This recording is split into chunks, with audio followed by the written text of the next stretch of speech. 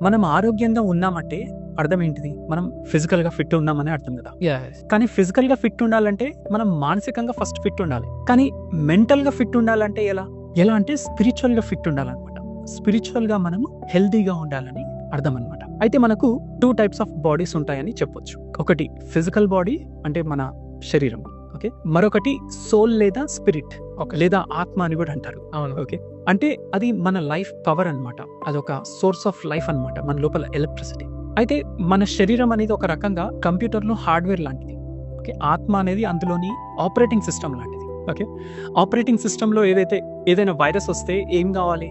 మనకి యాంటీవైరస్ కావాలి. అంటే ఒక ప్రోగ్రామ్ కావాలి. ఈ రోజుల్లో డైరెక్ట్‌గా ఇంటర్నెట్‌కి కనెక్ట్ అయ్యి మనం యాంటీవైరస్ ఉపయోగించి వైరస్‌ని తొలగిస్తున్నాం. అవునా కదా! అవును. అలా చేస్తే మన కంప్యూటర్ అనేది హెల్తీగా ఉంటుంది. Yes. ఇక్కడ ఇంటర్నెట్ అనేది ఏంటంటే యూనివర్సల్ పవర్ అన్నమాట. అది universal brain. It carries information. ఊహించలేనంత ఇన్ఫర్మేషన్‌ని క్యారీ చేస్తుంది.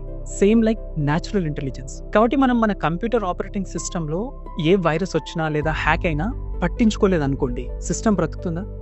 లేదు. కంప్యూటర్ హార్డ్‌వేర్ మొత్తం చెడిపోతుంది. ఆపరేటింగ్ సిస్టమ్ కూడా మొత్తం స్విచ్ ఆఫ్ అయిపోతుంది. Yeah. కానీ మనం రెగ్యులర్‌గా మన ఆపరేటింగ్ సిస్టమ్ పై ధ్యాస పెట్టి హెల్తీగా పెట్టుకోవాలి. అట్లా మనం చేసుకుంటే ఏమైతే సిస్టమ్ బాగుంటది, అట్లే ఓవరాల్ హెల్త్ బాగుంటుంది. Yes. సేమ్ అలాగే స్పిరిచువల్‌గా హెల్తీగా ఉండడం కోసం మన లోపల వైరస్ వచ్చినా, మన మైండ్ ఏదైనా అనవసర విషయాల పట్ల హ్యాక్ అయినా మనల్ని మనం ఆపరేటింగ్ సిస్టమ్‌ని అంటే మన సోల్‌ని కాపాడుకోవడానికి మన మైండ్‌ని ఎన్‌లైటన్‌మెంట్ చేసుకునే పని చేయాలన్నమాట. Okay. అయితే అది ఎలా చేయాలనడానికి మన సనాతన ధర్మంలో ఋషులు కొన్ని రకాల ప్రోగ్రామ్స్ ఇచ్చారనమాట.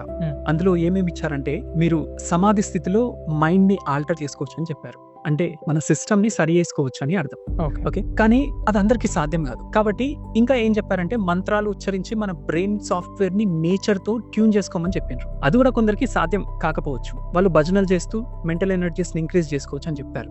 ఇంకా గుడికి వెళ్ళమన్నారు. అది కూడా సాధ్యం కాకుంటే ఇంట్లో దీపం వెలిగించి దేవుడికి మొక్కమన్నారు. మ్యూజికల్ ఇన్స్ట్రుమెంట్ వాయించడము, కీర్తనలు వాడడము లేదా ఏదైనా నాట్యం ఆడడం ద్వారా కూడా మనల్ని మన ఆపరేటింగ్ సిస్టమ్ ని సరి చేసుకోమని చెప్పారు. ఇదే స్పిరిచువాలిటీ అంటే, ఆధ్యాత్మికత అంటారు. కాబట్టి మీరు ఇందులో ఏదో ఒక ప్రోగ్రామ్ ని మీ అవసరానికి తగ్గట్టు వినియోగించుకుంటూ జీవించాలి. అందుకే స్పిరిచువల్ గా ఉంటూ ఈ లైఫ్ ని ఎక్స్ప్లోర్ చేస్తూ ఉండాలని మనకు మన పూర్వీకులు చెప్పారనమాట. Yeah. సనాతన ధర్మంలో ఎంతో లోతైన ఫిలాసఫీ ఉంటుంది. దాన్ని మనం అర్థం చేసుకోగలగాలి.